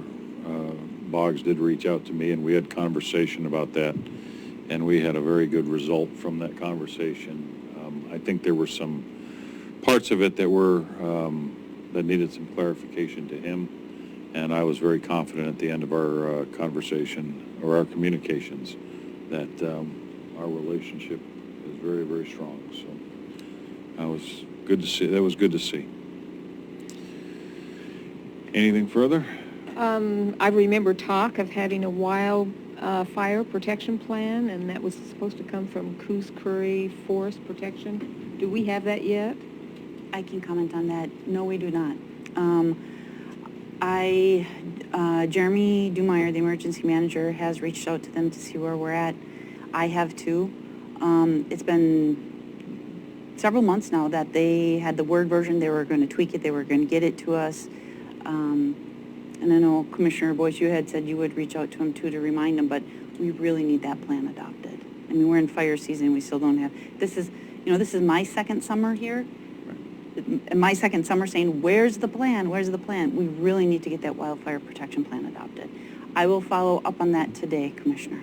Okay. And I'm agreed, and I will. I've had promises, and I'm sure they'll come through. I'm confident. So it will not hurt us to keep nudging. Thank you. And it is very important, by the way. For the board, I also, in my communication with Mr. Boggs, reiterated the need for that as well. And he said he would be working on it. So hopefully we can have that pretty quickly. All right, so we have a public hearing coming up at 11 o'clock, which is 10 minutes away. So I think what we're going to do is all get out and stretch our legs for a few minutes, and then we will do our public hearing and continue on. So we will reconvene at 11 o'clock. June 17th, 2020. Moving on with our agenda, discussion items 7K. Curry County, nope, I'm sorry, we're done with all of them. We are moving on to 8A, to consider adoption of county fees. Ms. Schmelzer? Sure. The council's office has put together a list of recommended fee changes from the departments that are seeking changes. And as part of this, we are able to update our fees twice a year. So this is the first for this year. We'll do it again, I think it's December when we actually do it in this county. But you do have all the fees in front of you. A lot of them apply to new programs. For example, you'll see there's fees for the dog licensing program. This is a new program, so we have to set fees for that. We do have the property registration fee program, so you see the proposed fees for that one. We do have the district attorney had some minor changes in fees. Economic development had some fee changes. Road department had some changes. And then we do have a DEQ, if you remember, we're taking over the septic program from DEQ, so we had to come up with a fee schedule for that as well. And what we'll, rather than read through them all, I think probably just wait to see, what the public comments are and then address them as the comments are, see what issues the public has and then address them and any comments maybe from the commissioners. When we are done with this, we do have to act on a resolution if we're okay with all of the fees. Okay. So at this time, I'm going to open the hearing up to public comments. Are there public comments? Seeing none, I am closing the hearing to public comments. I do have something I would like to ask, just social gaming license. What is a social gaming license in Curry County? I'll let you know. So in other words, it's basically poker games, and that's mainly what it's for. So essentially, a bar restaurant can host a poker game, and they don't make a house cut, but they have to have a permit to do so. Gotcha. Okay. All right. So, Commissioner Boyce? Just so the public knows, we understand that these are very hard times. There's 6.5 pages that rotates in our biannual requirement to update these fees. Of the 6.5 pages, there's really, as Ms. Smelzer mentioned, there's really only one page that there are changes, give or take. And we tried hard to, I just want the public to know that we don't take this lightly. There's no huge fee increases here arbitrarily. It's just, it was well done, is well done. And so I just want the public to know we're not indifferent to being, we're not careless on this. And that's all I have, Mr. Chair. Thank you. Commissioner Gold? I was just going to say, I move that we accept the fee changes as written. Second, Mr. Chair. Further discussion? Roll, please. Commissioner Gold? Aye. Vice Chair Boyce? Yes. Chair Pash? All right. Motion carried unanimously. All right, so that's, we need a resolution action to this? Actually, that was, Right, okay. that'll refer to the resolution. Okay. All right, next we're going to do a director's report. Okay, so I just want to talk a little bit about the COVID reimbursement that we've received so far. So we did put in for $163,900 in reimbursement, and we did get all of that, or we got word that we're getting all of that, so that was good. And public health was separate from that. That's a separate reimbursement, and that was $107,000. So altogether, we're getting $271,000 back on the COVID reimbursement, and that is just from March 3rd through May 15th. So we're now on a new tracking from May 15th on, and when the opportunity arises, we'll put in for that reimbursement as well. So that was good to see a lot of that work reimbursed. The aquatic safety program that we approved today, we're looking at starting that next week, just so you're aware of that. Really proud of that, really hoping it's successful. It is the first in Oregon, so we're hoping that we can be a good pilot project and model for the rest of the state.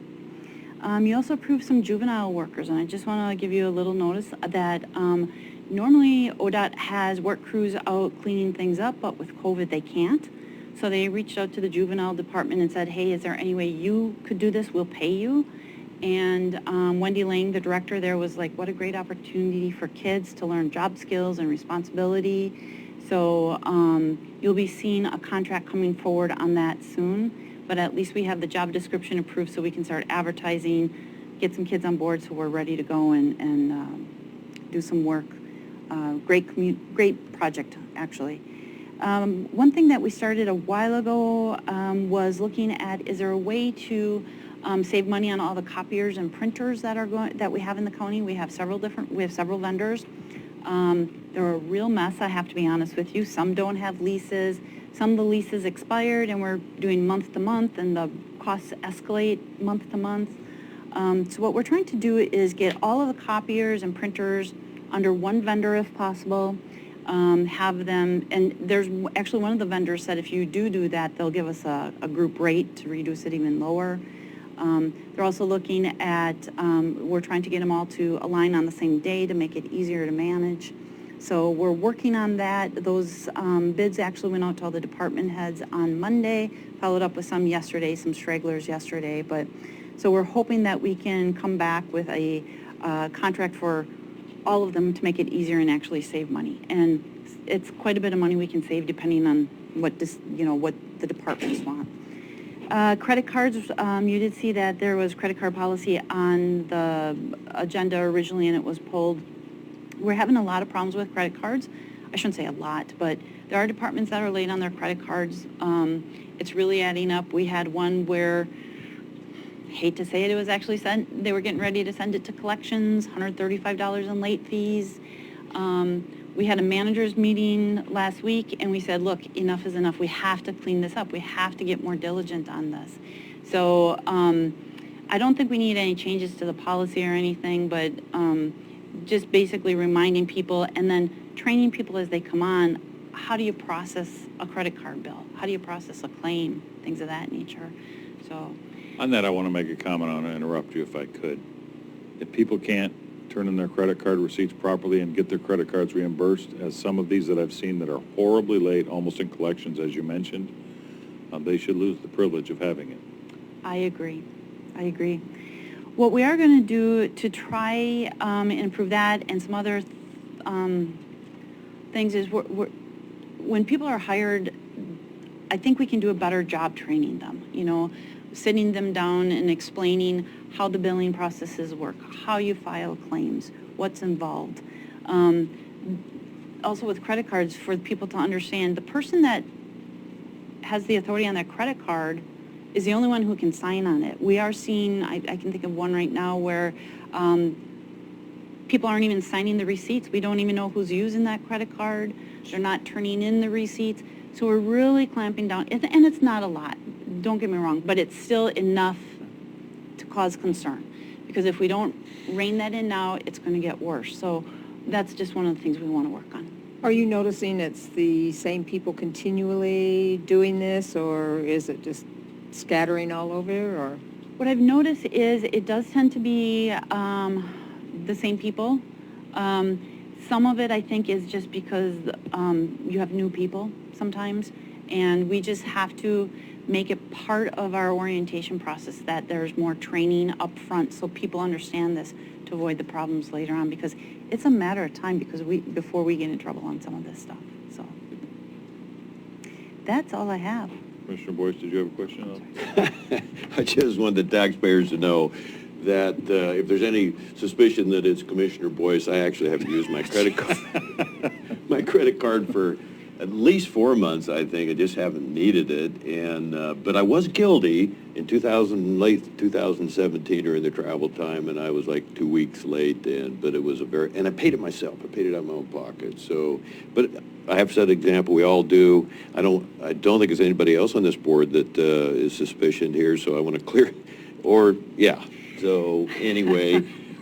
This is very timely, and it is good. And as you just said a minute ago, if you can't be responsible with a credit card, I mean, $2 or $3, that's not the end of the world. But to just blatantly and not sign, oh Yeah, boy. we have some that I think they're just in a hurry. Probably they go, or there's a lot involved. Like even three trips to the store, we'll see credit card receipts for 3 trips to the same store during the day. You know, you have to get organized. You have to.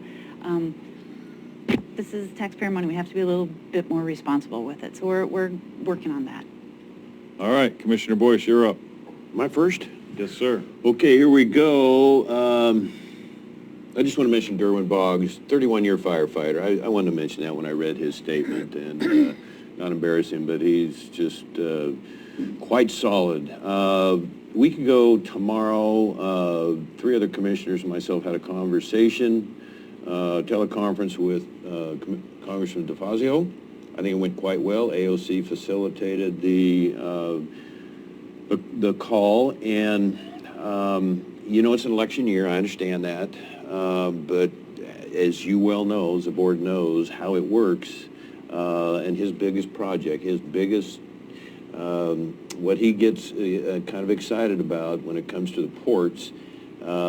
Is especially the wastewater treatment facilities like for Harbor. And I'm working with the other commissioners, and it was Tim Freeman from Douglas County, Melissa Cribbins from Coos, Bob Strasser from Jackson, and who am I forgetting? Of course, Lily Morgan from Josephine County. I'm pushing them to basically say Curry County needs to come to the top of the list here, and here's the reason why on the port facilities, which would tie in everything, including the wastewater for the seafood processing plant. And I think he's just very open to that. And also, he did do some good work, which is part of the reason I ran for Congress, because I'm thinking, if you're not hearing what we're dealing with in Curry County when it comes to massive fires that destroy thousands and thousands of acres, but he did come through. He and Congressman Walden on the GAO accounting of the Chetco Bar fire. So I was able to show appreciation for that and keep him involved.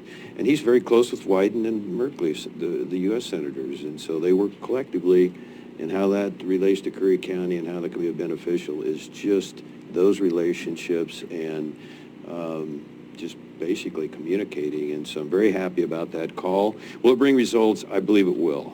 I don't know how soon. But got to remain optimistic, and we just got to keep the phone lines open, and we are. So that was a privilege to be on that call.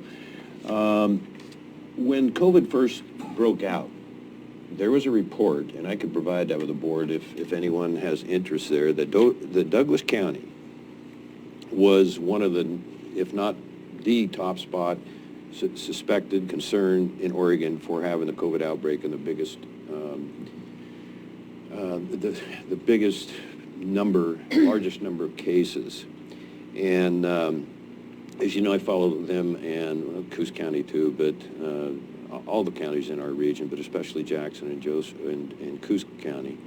And with Tim Freeman, who is a Oregon State Representative for 10 years, 2008 through 2006 through 2016, he worked night and day on public health for Douglas County and surrounding areas. And the reason I bring that up, Mr. Chair, is because the results are this. Whoever come up, and it's a very conservative, business-oriented, timber-producing, the timber-producing capital of the world. Despite that I have a cousin there that's a commissioner, they are incredibly well-organized and well-managed. And on November 18th, on March 18th, when I brought up the drive-in test that Douglas County originated and pioneered for the state, I was absolutely, by some of our staff, chastised, and it was unbelievable. So if you look now at the number of cases they had compared to what was predicted somewhat, they have 29 cases. And they haven't had a new case now for, I think, well, I'll just read this. I think it's good for, and if our citizens that might hear this want to just plug in Curry County, where I'm going to say Douglas County, so I'm not plagiarizing here, I think it's good for us to hear, and this won't take very long. Today marks 100 days. This was yesterday's report, by the way. They come out with 1 to 2 reports every single day. Incredibly well done, incredibly well organized with the commissioners, public health, their whole public health authority. Today marks 100 days since the first positive COVID-19 case was reported in Douglas County and 109 days since the first case was reported in Oregon. As we pass this unprecedented milestone, we reflect back on all the changes our country, county, state, and world have undergone in the last 14 plus weeks. It's hard to imagine, but yeah, that's 3.5 months. Just about every aspect of our daily lives has been impacted and possibly forever changed since the onset of this pandemic. We have seen changes that have resulted in incredible economic impacts with job loss and work disruptions, changes in access to health care, and the creation of innovative patient service options, changes to how we gather, shop, dine, and recreate, a newfound awareness for personal distancing and how to use personal protective equipment, parents, grandparents, students, and educators struggling with the loss of in-classroom teaching, but discovering how to carry on academic instruction, the outpouring of community support and volunteers for those at higher risk of contracting the virus or in the need of assistance, localized cooperation, innovation with testing, reporting, and crisis management, and individuals and families learning how to cope and be creative with the loss of normal life activities and events. No matter how this pandemic has impacted your life, we know that our county's incredible, resilient nature will help us to persevere, continue to help and support one another, and keep ourselves and our community safe from resurgence of cases. Finally, Mr. Chair, even though we have not had any new positive cases in Curry County in 22 days, May 25th, the COVID-19 virus is still here and the threat of exposure is far from over. With the tremendous surge in positive cases in Oregon in general over the last few weeks, days, it is a prime example of how fast an outbreak can occur when distancing and health guidelines are disregarded. Total case in Oregon to date, 5,800. Total hospitalizations, 899. Total deaths, 180. Moving on, Mr. Chair, thank you for that time. Press release from Secretary Perdue, the United States Department of Agriculture, Forest Service. This is huge news because I'm already seeing in, our 5 ranger districts and the Rogue River Siskiyou National Forest, I'm already seeing efforts to better, in I almost want to say a superior way, manage our forest. That's why I'm going in to the fire season personally myself and as a county commissioner with one eye open, but I have optimism that we are so far ahead of where we were at this time in 2017. Well, I know we are. Washington, D.C., June 12th, just a couple days ago, U.S. Secretary of Agriculture Sonny Perdue today used a memorandum to Forest Service Chief Vicki Christensen, providing direction that will serve as a blueprint to help modernize the agency's systems and approaches to ensure national forests and grasslands continue to meet the needs of the American people. Under this administration, the Forest Service has sold more timber than we have in the last 22 years. Of course, that's timber that theoretically or potentially would not burn up and go to waste, and made significant increases in our hazardous fuels treatments. I'm going to read that one again. I think more important than increased timber harvest is the increases in our hazardous fuels treatments, meaning remove the ground fuels, and active management of our national forests. While I am proud, this is Secretary Perdue speaking, while I am proud of our progress to promote active management, that's a buzz term, but it's really got some significant meaning. Reduce hazardous fuels, work across boundaries, and increase the resilience of our nation's forests. I believe more can be done, said Secretary Perdue. Today I'm announcing a blueprint for reforms to provide further relief from burdensome regulations, improve customer service, and boost the productivity of our national forest system. So I'm just going to read the headlines in the next 3. Increasing the productivity of national forests and grasslands, We're seeing evidence of that. Increasing access to National Forest System lands. You're very familiar with Curry County Public Lands Access, a group that wants to keep the roads open. Expediting environmental reviews to support active management.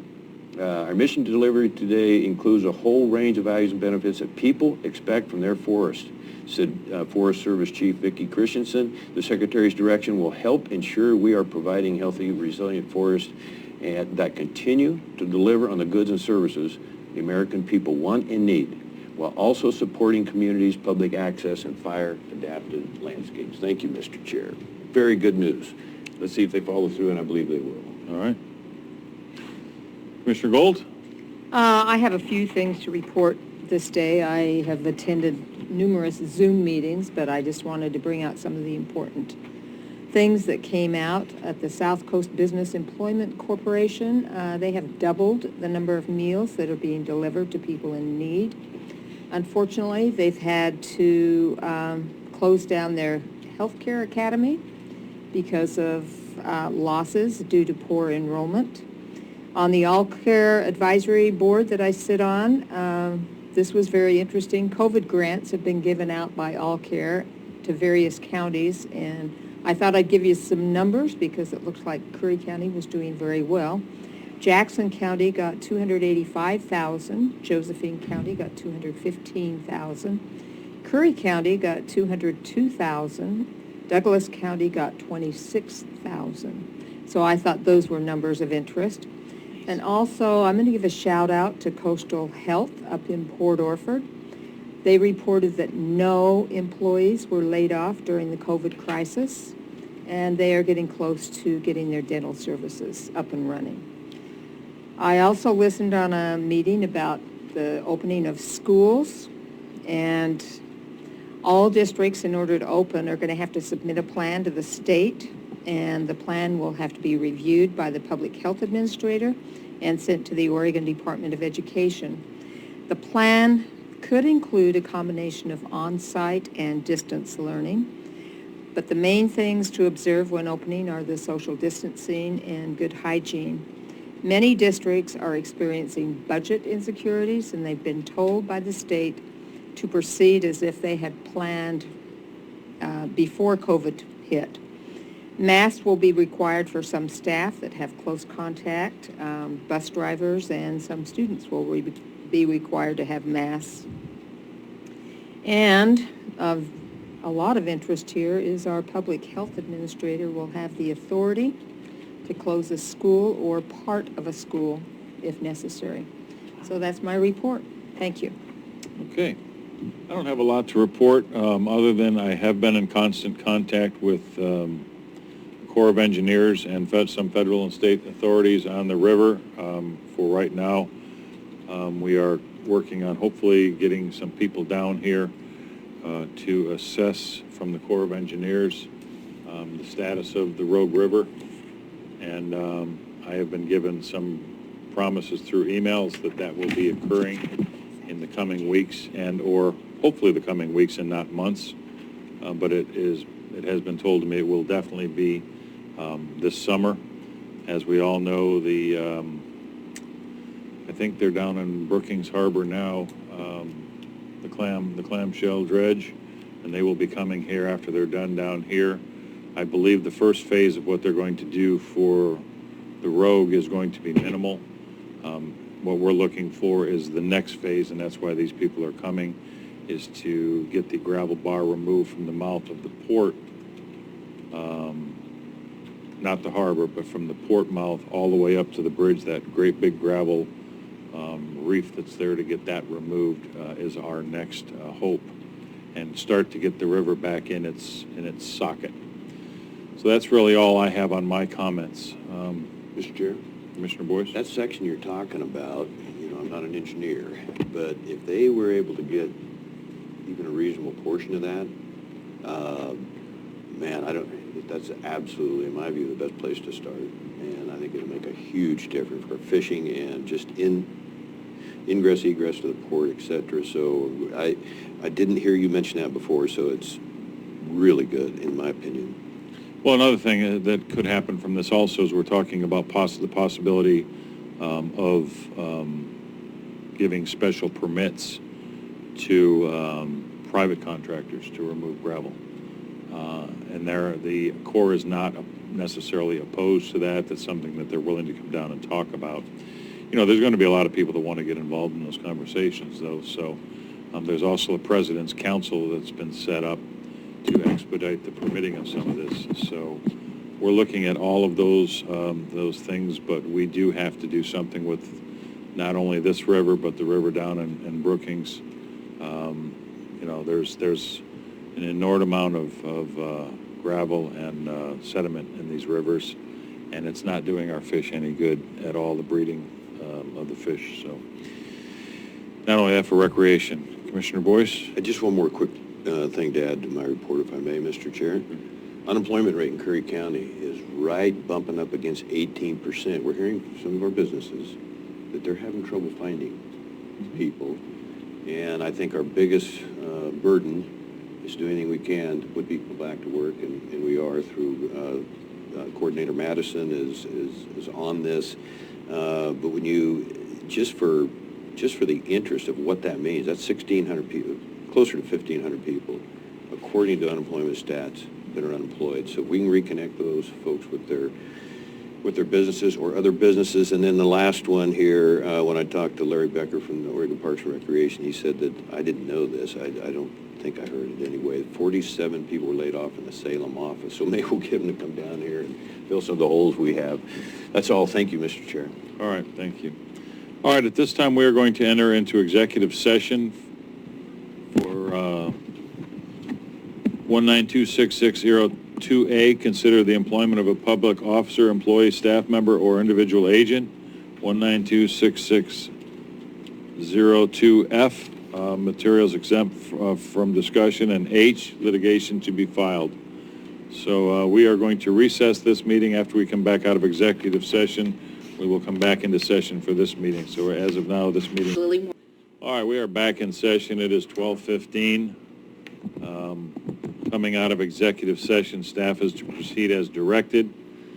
Moving on to 12, a hire order for an administrative secretary for the assessor's office. Do I have a motion? I move that we approve the new hire for the administrative secretary for the assessor's office. Second, Mr. Chair. Further discussion? Roll, please. Commissioner Gold? Aye. Vice Chair Boyce? Yes. Chair Pash? Aye. Motion carried unanimously. 12B has been stayed until next week. We will bring it back at next week's meeting. 12C, hire order for summer youth crew for the Parks Department. Do I have a motion? I so move.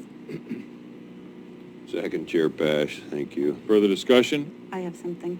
Yes. I just want to say that one of the summer youth crew on here to be up for hire is a employee's child. And I just want to let you know that there was no favoritism. We ran the ad for 2 weeks, and we only had 2 applicants. So the Parks Director interviewed the 2 and decided to hire both. We usually hire 2, so it was no favoritism. It's just that was what we had to choose from. But they were still highly qualified. They were. I think they're good candidates. And I'm surprised, excuse me, Mr. Chair, I'm surprised we only got 2 applicants on that. Yeah. Of all kids that don't have anything to do right now. Isn't that amazing? Workforce of children. Here we go. Do I have, you say I got a motion and a second. Anything further? Roll, please. Commissioner Gold? Aye. Vice Chair Boyce? Yes. Chair Pash? Aye. Motion carried unanimously. Under other, we have Ms. Schmelzer and an appointment. Yes, so yesterday we got in notice from the Association of Oregon Counties that they are asking each county to appoint a commissioner, judge, or chair to participate in weekly video calls with Leah Horner from the governor's office to discuss COVID-19 and related issues or other matters of interest. They asked us to make an appointment. Commissioner Boyce has volunteered, so I did prepare an order for us to appoint Commissioner Boyce to be the representative, if you're so inclined. Yes, thank you. Mr. Chair? Yes. Equally important is also the CARES funding portion of that, and working with Commissioner Mark Bennett from Baker County, worked with him on the Governor's Fire Response Council, really an effective guy, and Yeah, and I've been tuning into almost without exception these calls for 8 weeks now, and they're always on Friday, so I'm available. Thank you. Do I have a motion? I move that we approve the order before the board to make Commissioner Boyce as the call-in for the AOC on Fridays with the governor. I'll second that. Further discussion? Roll, please. Commissioner Gold, Aye. Vice Chair Boyce, Aye. Chair Pash. Aye. Motion carried unanimously. Anything further? This meeting is adjourned.